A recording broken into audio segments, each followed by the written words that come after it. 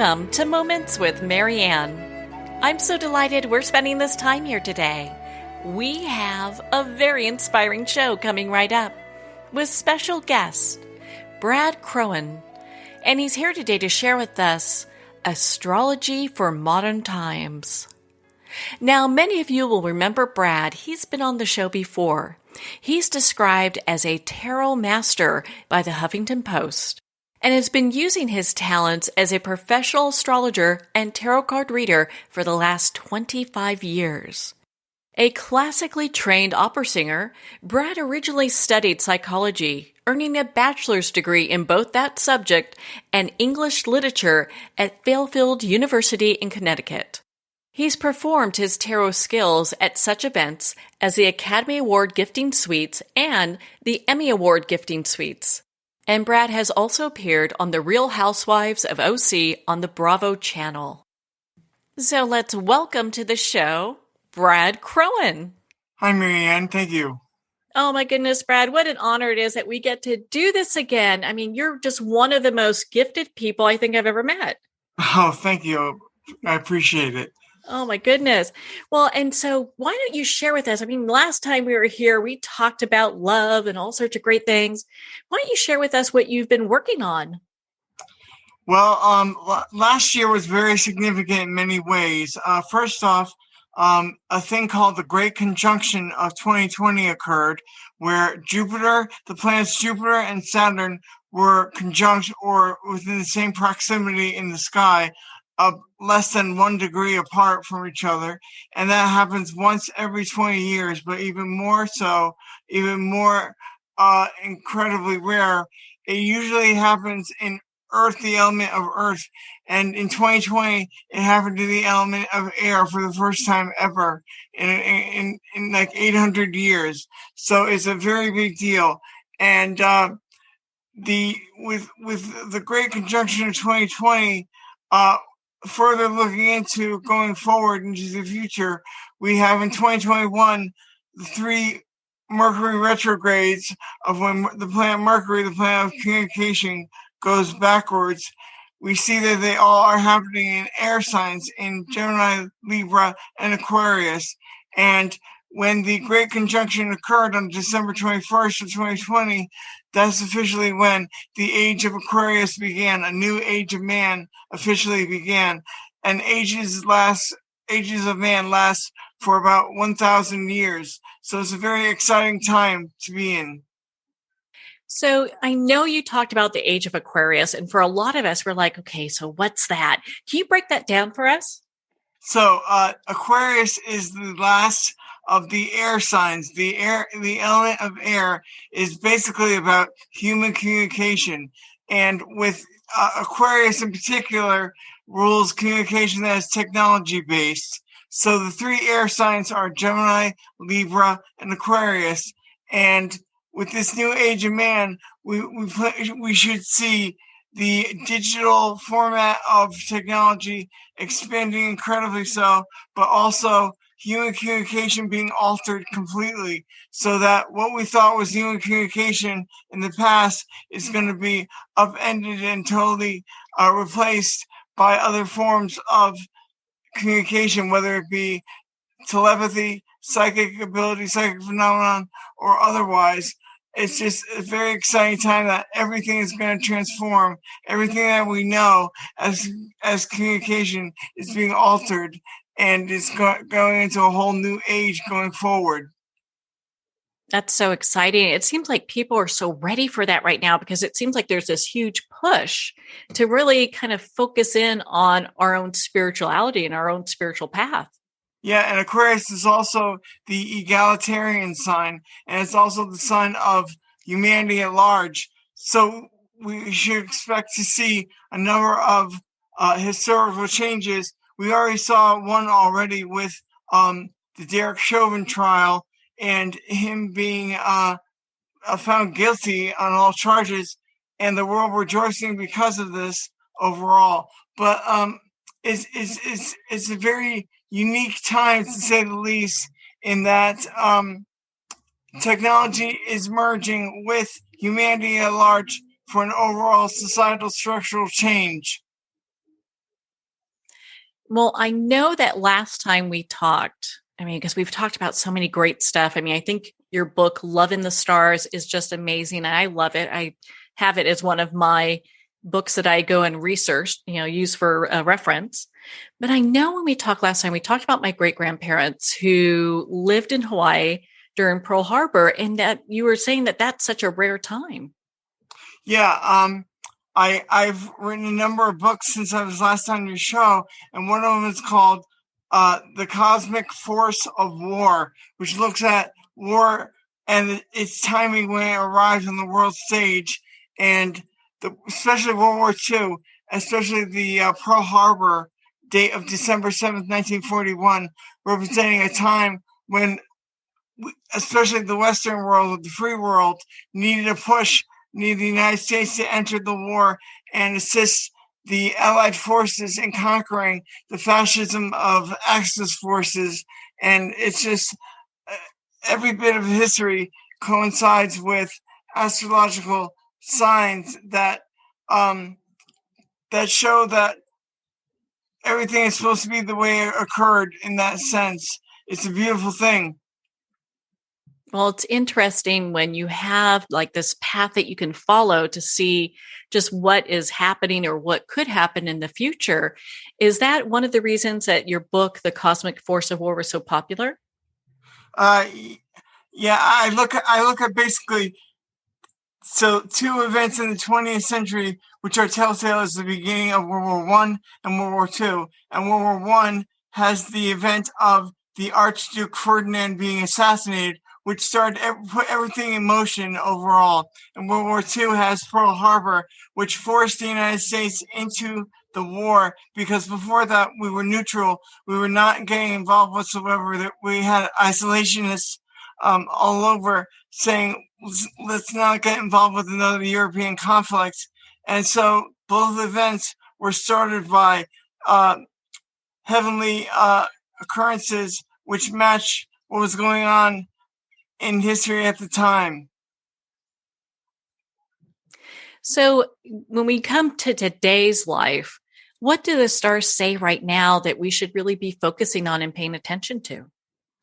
Well, humanitarianism, like to look at the global community as a whole. It's not just Americans, it's not just Russians or Chinese. We're all part of the human race and part of humanity as a whole. Now, when the Great Conjunction of 2020 took place, it basically, whenever these things have occurred, they happen every 20 years, and when they do, there's a change of power and of power. And so I knew automatically that we would see the end of the Trump era into the Biden years coming up, and that is exactly what has taken place. But the past president looked at the global pandemic and really downplayed it to the point of ignoring it for a good chunk of time. And now we're seeing the results of that effect. But we're now seeing also a new president in power, with him really taking huge strides to do what he can to get a herd mentality in this country alone, but in the global race of humanity in general overall. Yeah, it seems like humanity is just at this turning point, and it's kind of been at this turning point with this pandemic. I mean, there's so much to consider. And my thought is, regardless, you believe in the virus, you don't believe in the virus, if what I do protects somebody else, then I'm going to go do it. Yeah.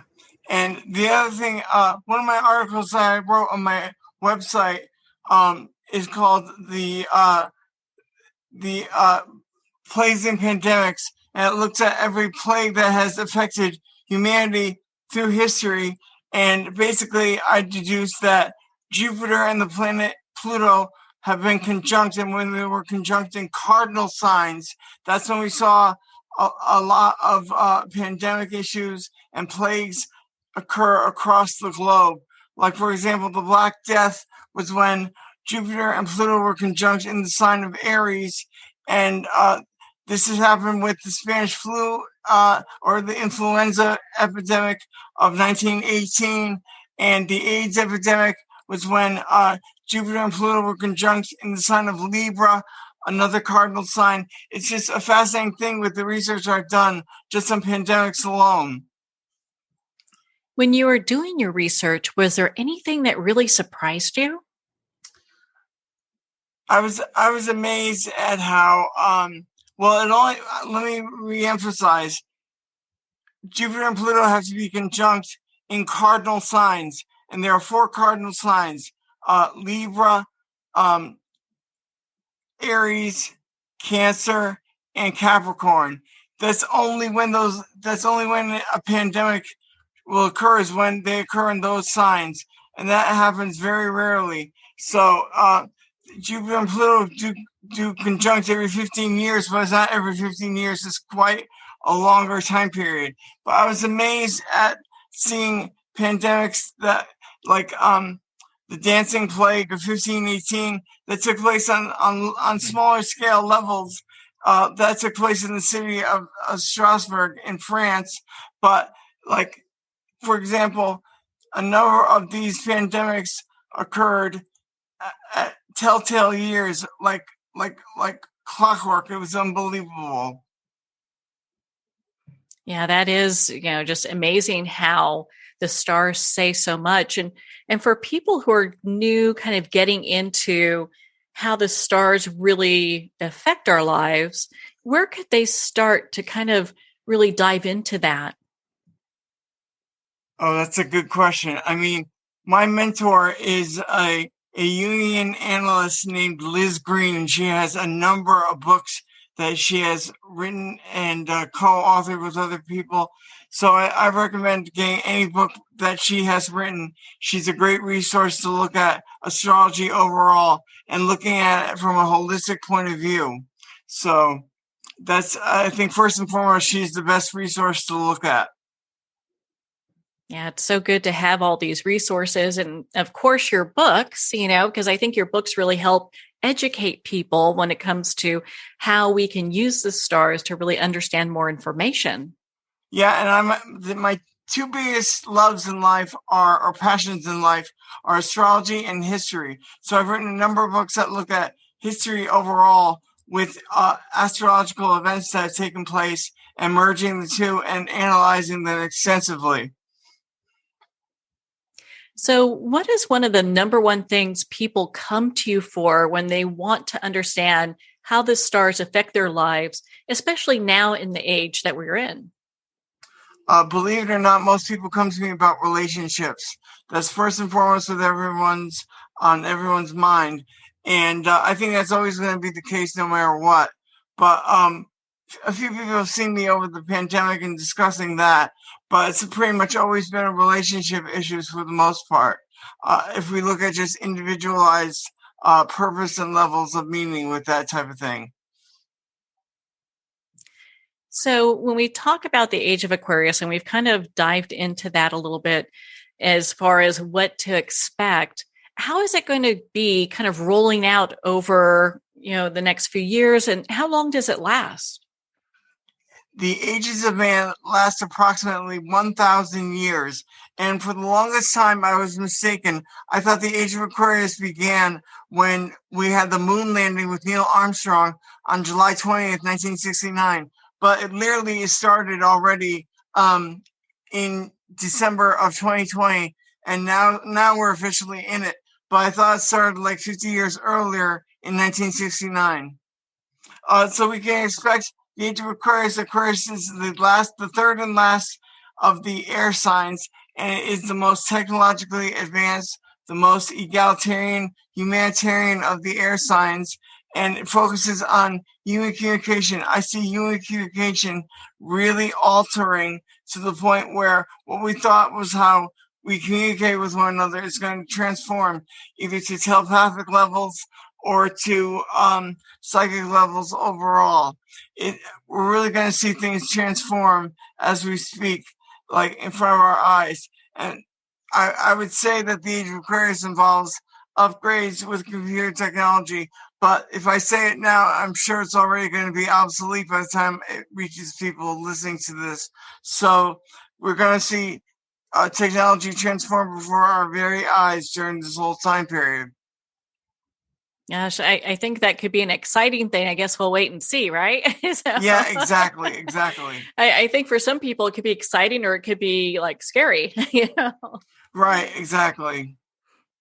The computer really terrified so many people that were around at the time. And now it's part of our culture, which I really think that during the age of Aquarius, things like telecommunication, psychic capabilities, and things of that like are going to be more and more of a structural societal norm and something that we're quite used to going forward in the future. Well, thank goodness we're in the time that we are being able to reach this area of expansion, because while it may happen for some people today, maybe not for others today, it will as years go on. Yes, exactly. I've got to ask you, like your book, The Cosmic Force of War. I mean, you've got so many great books. What inspired you to write that one? My cousin was actually at Pearl Harbor. He was 19 years old at the time. And when I met him, I only met him once in my life. It was at my grandmother's funeral. I was the family historian even way back when there were no computers and the like. So I interviewed him, and it was based on his experiences that the anniversary of Pearl Harbor was happening, the I think 75th anniversary.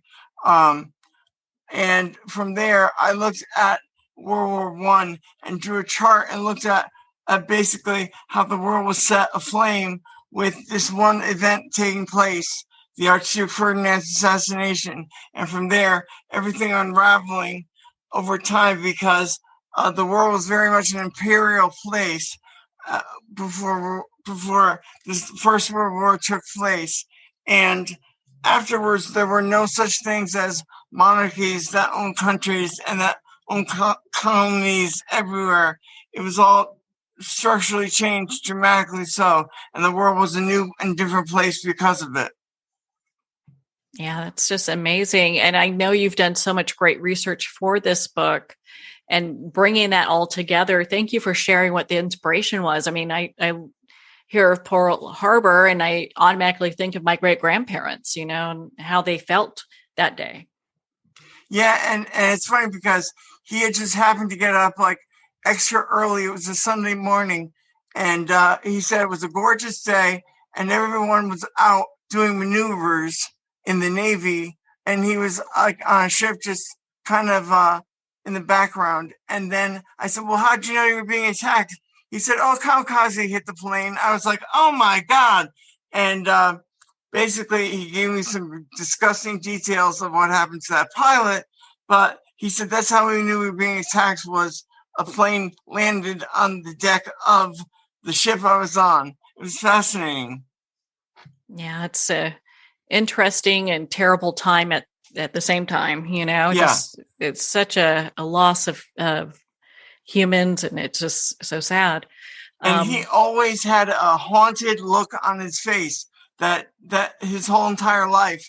And he died with the expression on his face, like his eyes were as if he was looking through you and not at you. It was a really, really mystifying countenance he had.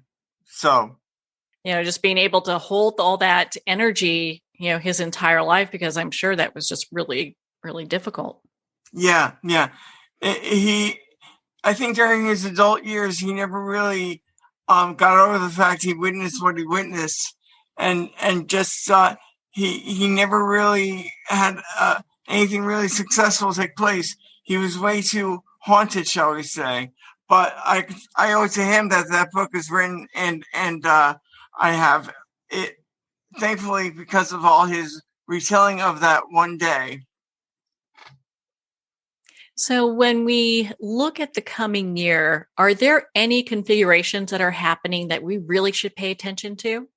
Yes, there are. So Mercury, the planet Mercury, which rules human communication, goes retrograde or backwards in its cycle 3 times a year, every year, sometimes more, but 3 to 4 times every year. And this year, it's all happening in the air signs, in Gemini, Libra, Aquarius, and that's an indication that human communication is about to transform and greatly be altered and change as we know it. So it's very exciting. Just go looking at the 3 Mercury retrogrades taking place this year. You hear people talk about the Mercury retrograde and how just difficult that is for them. Is that really true, or can there be any positive effects of the retrograde? Well, all the planets are pretty much every planet in our solar system has a retrograde cycle. But with Mercury, especially if you're an air sign, Gemini, Libra, or Aquarius, your communications get followed up. In other words, like if you leave a voicemail, it doesn't get recorded. If you try to call someone, you get static, so on and so forth. I had a Mercury retrograde where I personally had a phone catch on fire while it was in my hand, and I had to fling it like a javelin away from me. But things naturally go in the field of communications. There's always some sort of major error or screw up that takes place. I would say double check your messages, double check your communications quite often during any given Mercury retrograde. So when we have a retrograde, other than phones flashing on fire and you're having to throw them, is it really kind of teaching us to slow down and have more patience with each other? Oh yeah, slow down and to actually contemplate the here and now with what's going on. Anytime a planet is in retrograde, it forces us to stop and analyze things, and we're not basically allowed to go forward and actively pursue things in the future, but to just, for the retrograde period, to stop and be contemplative of things overall. So they're quite a necessity for humanity to function on a level that is in sync with our evolution and our development. Gosh, that's so important, to kind of keep track of all that. And is there anything else coming up that we really should pay attention to? In 2021, that's the biggest thing to take mental note of are the Mercury retrogrades happening in the air signs. But overall, I would say 2020 was a year for a lot of things to happen all at once. And not surprisingly, astrologically, we were told it was an indication that a pandemic of some sort was going to be occurring during that calendar year, which it already has. So that nothing's going to replicate 2020's significance the way last year occurred in our lives. Oh gosh, that's so important.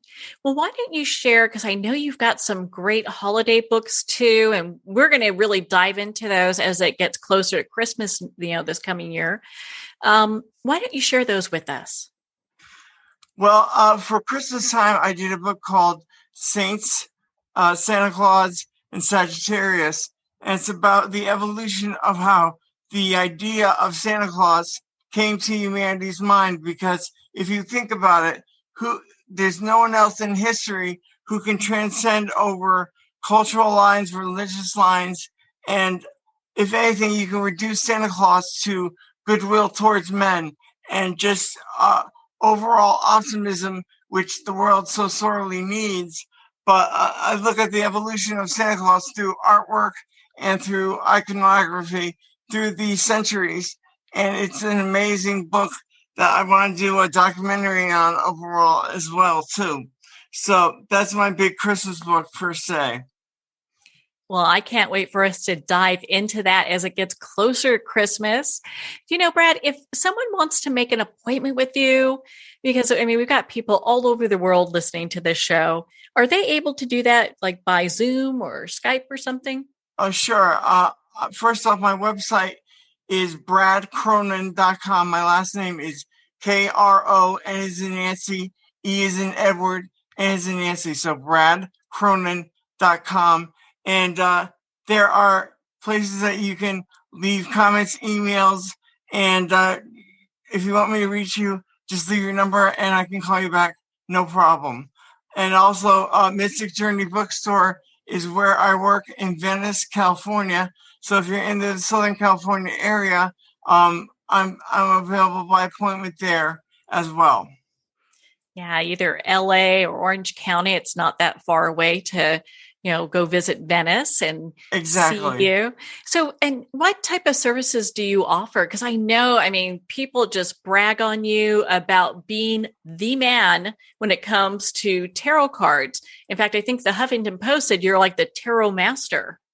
Yes, that's one of the reviews I did get from them. But yeah, I do tarot readings and astrology chart readings. So astrology can be divided into a number of things depending on what your needs are. Usually I do what's called a natal chart interpretation or a birth chart interpretation, which looks at the planets of where they were on the day you were born, and all of them together make you astrologically. And tarot, obviously you can ask about any subject matter and I will assist you with tarot, but those are my two main fortes are tarot and astrology. Well, that's so exciting. I know that you're just amazingly talented. I've loved spending the time with you that I have. Brad, thank you so much for taking the time to be on the show with us here today. Oh, it's my pleasure. Thank you very much. I appreciate it. Well, thank you, Brad. It has been such an honor to spend this time with you and to talk about astrology for modern times. Again, if you'd like to connect with Brad, you can at bradkronen.com for more information. His book, Love in the Stars, is available at Amazon, Barnes & Noble, and all indie retailers. And of course, you can connect with him about having a reading. Well, we're at the end of our time today. I would like to thank everyone for tuning in. You're listening to Moments with Marianne. And remember, make every moment count.